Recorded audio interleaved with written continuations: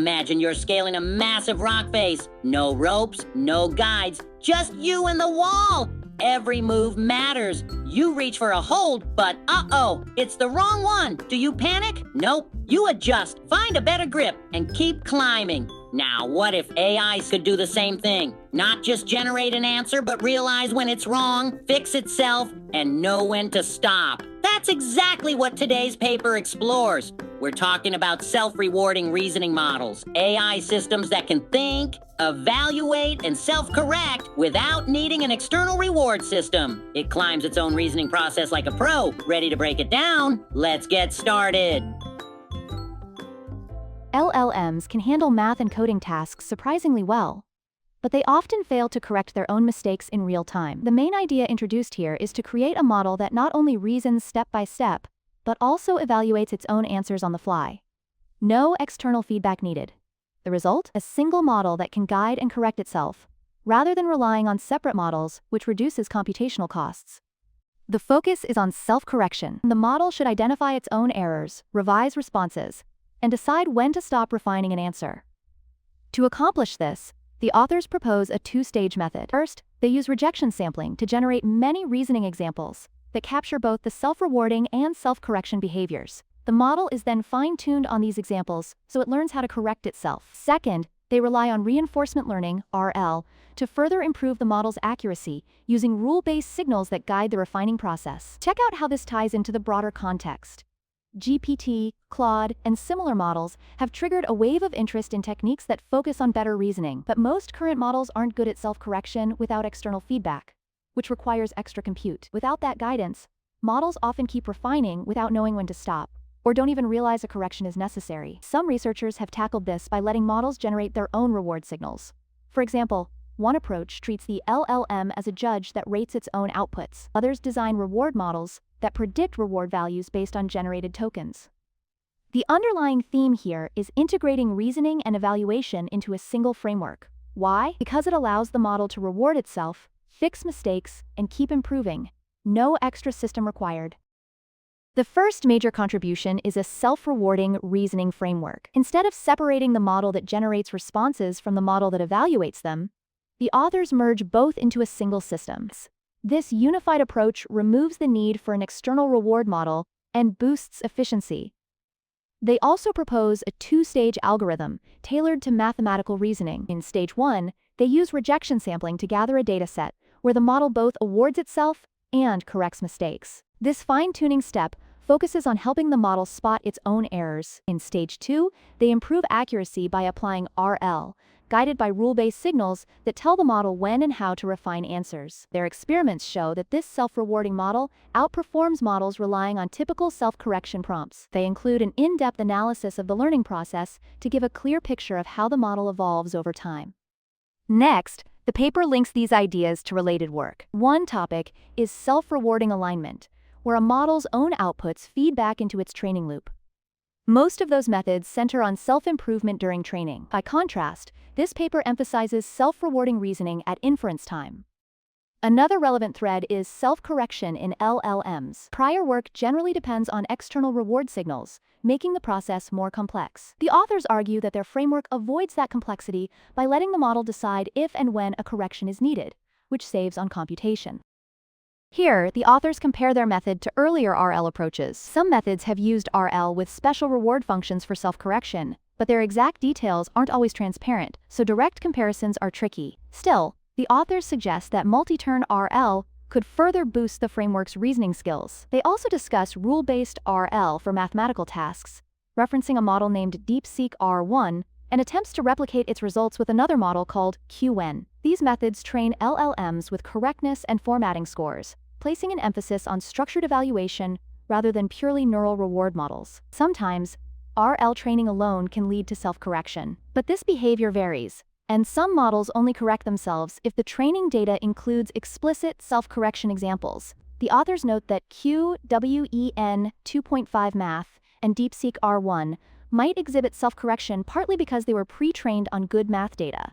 Their approach, on the other hand, starts with structured fine-tuning via rejection sampling. Before piling on RL, they expose the model to examples of good correction behavior. This ensures the model internalizes how to fix mistakes. They formalize this idea of a self-rewarding reasoning model as a decision-making loop. Generate an answer, evaluate its correctness, refine if needed, then finalize. A verification script checks correctness to help guide each refinement. Imagine a user asks the model to calculate the apparent magnitude of a star using a common distance formula. The model's first attempt is incorrect, but instead of waiting for external feedback, it checks its own response and realizes there's an error. Seeing the mistake triggers a self-correction step. The model redoes the calculation and lands on the right value.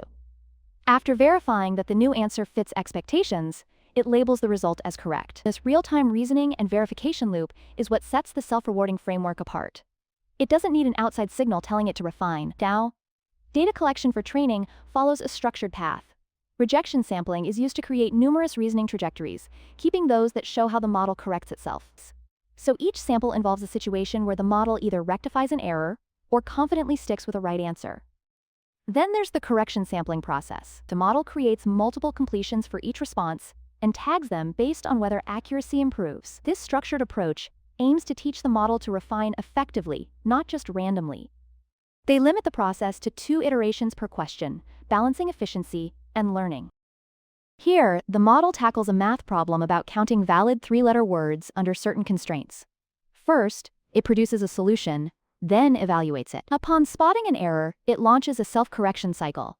Instead of simply retrying, the model pinpoints what went wrong and updates its reasoning steps. Finally, it arrives at the right answer and confirms it through another self-evaluation. That's the hallmark of this system, diagnosing its own flaws, then iterating to fix them.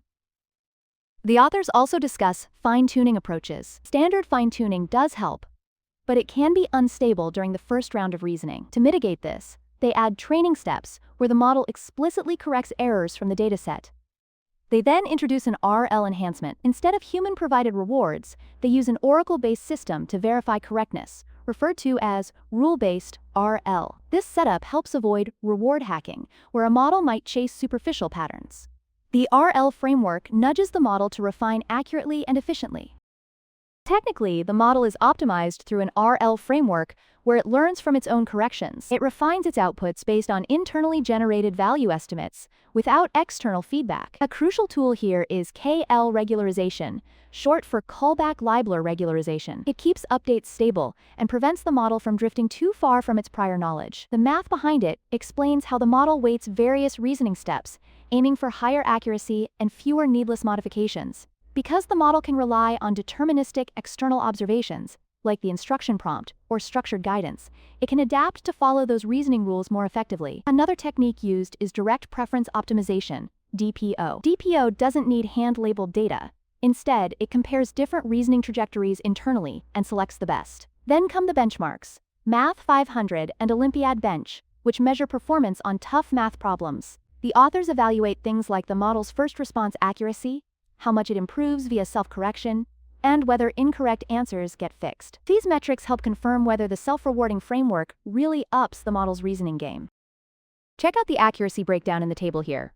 It shows how models stack up on their first attempt versus their final attempt, after self-correction. Traditional single-turn training with RL is decent, but it doesn't explicitly teach self-correction. By contrast, self-rewarding fine-tuning approaches, paired with methods like DPO and PPO, or proximal policy optimization, deliver better results. They boost final accuracy and successfully fix more mistakes, while making fewer wrong revisions to correct answers. Notice an interesting pattern. Some models do show a bit of self-correction on their own, but it's inconsistent. In fact, a few degrade over time. This highlights the importance of a training approach that directly teaches how to refine answers. The experimental setup uses QN 2.5 Math 7b as the base model.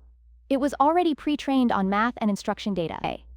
They carefully curated a balance of correct and incorrect responses for the fine-tuning process, so that the model would robustly learn self-correction. For RL, they use correctness scores to guide decisions, choosing among multiple model outputs. Accuracy is important, but so is how effectively the model can revise. Whenever 2 methods yield similar final accuracy, the authors prefer the one with higher improvement rates, meaning it's actively correcting errors. All in all, the self-rewarding approach offers a compelling way to handle mistakes without external feedback.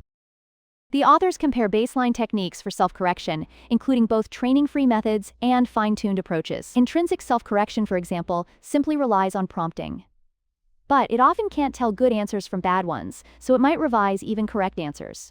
They also examine RL-based approaches like STAR, or self-taught reasoner, and RAFT, which rely on generating multiple reasoning paths and then filtering out errors. These strategies improve accuracy, but still hit snags, especially around deciding when to halt corrections. The key result is that self-rewarding models, trained with fine-tuning, do notably better than intrinsic self-correction. They consistently reach higher accuracy and reduce unneeded revisions. STAR and RAFT sometimes fail to revise already refined solutions or end up too cautious. By contrast, self-rewarding models judge more effectively when to fix an answer and when to leave it alone. In short, it's all about striking that balance. Correct what's wrong, but don't tamper with what's already right. Look at Table 4 here, showing reward modeling accuracy across 3 benchmarks.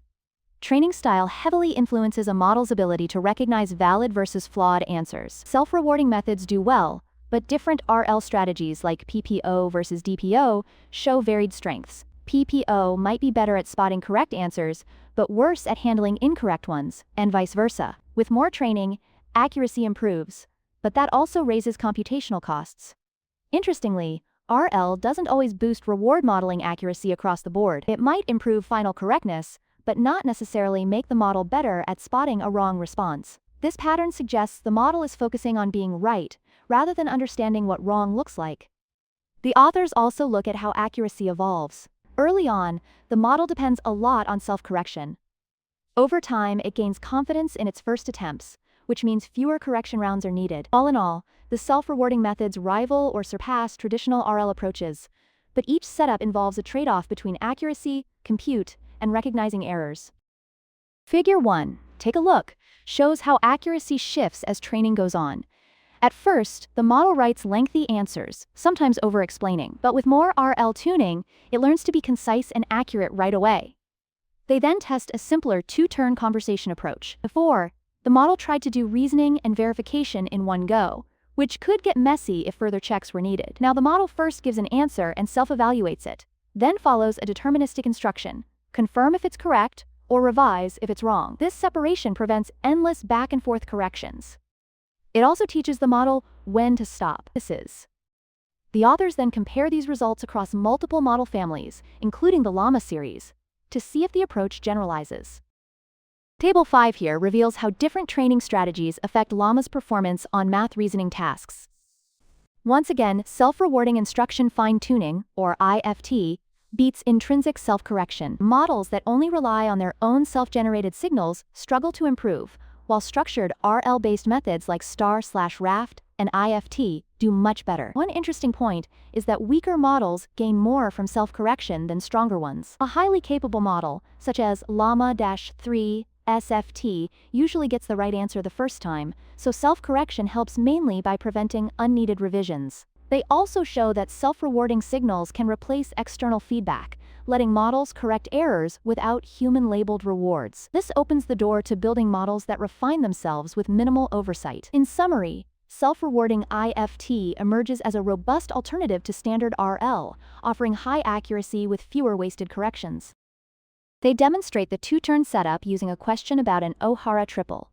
The model provides an initial response, then evaluates its own correctness. If it's wrong, it uses a self-refinement step, re-examining the logic and generating a revised answer. Crucially, it does this only after an explicit instruction to revise based on its self-evaluation. This approach reduces compute overhead. Traditional self-correction can involve multiple back-and-forth attempts, driving up inference costs. But with self-rewarding reasoning, the model can stop early if it's confident. For instance, with the base model Llama 3 to 8 BIT, they measure an average of 1.65 responses per question on math and 1.25 on GSM-8K, reflecting fewer redundant attempts. They compare this method with external RL reward models, finding that self-rewarding IFT can outperform standard self-correction without leaning on external supervision. Still, a gap remains compared to externally guided RL. Larger-scale training might shrink that gap further. Figure 2 here shows performance trends for different self-rewarding setups, plotted alongside independent sampling baselines. When given more compute, like multiple samples per question, self-rewarding models often improve in accuracy. Table 7 lines up self-rewarding IFT side by side with Llama-3 SFT using an external outcome supervised reward model, ORM. Self-rewarding methods do a solid job with correct reasoning paths, but can be less sharp with incorrect ones. That indicates some room for improvement in handling outright errors. They also look at how the dataset composition matters. If you train on more incorrect examples, the model gets better at spotting and fixing errors, but might second-guess itself on already correct answers. There's a trade-off to consider. Finally, they test a teacher-student distillation method, where self-rewarding models are fine-tuned using teacher data. This can boost accuracy on the second attempt. However, it doesn't dramatically alter the self-rewarding mechanism itself, suggesting that while distillation is helpful for fine-tuning, it's not a total game-changer for self-correction behavior. Take a peek at Table 8, which shows an ablation study on dataset composition. Upping the proportion of correct responses makes the reward model more reliable, but causes it to lean conservative and avoid corrections, even when they're needed. On the other hand, training on lots of incorrect samples teaches better correction, but risks overcorrection of already correct answers. They also experiment with different ranking strategies in RL to see how it shapes model outputs. For example, ranking a response that flips from incorrect to correct as higher priority might push the model to revise more aggressively. Meanwhile, stricter rules encourage conservatism. A balanced ranking approach yields the best of both worlds. Lastly, the authors keep the training iteration limit to just 1 round. This is to see how models learn under realistic constraints, without letting them refine ad infinitum. In Table 9, they reveal an ablation study on various RL techniques and distillation. Reinforcement methods like M-DPO, a variant of DPO, can make models cautious about changing answers, which sometimes lowers their ability to fix initial errors. It's a balancing act. You want to encourage correction, but also avoid messing up correct answers. Distillation from teacher data significantly lifts first attempt accuracy, but doesn't automatically enhance self-correction. So, models might become better solvers straight away, but they're not necessarily better at dealing with leftover mistakes. In conclusion, the authors reiterate that self-rewarding reasoning surpasses many traditional self-correction methods, yet there's still ground to cover before it matches external reward models completely. The path forward might include multi-turn RL or deeper RL techniques for an even more refined approach. Thanks for joining us today. Happy learning and stretching together.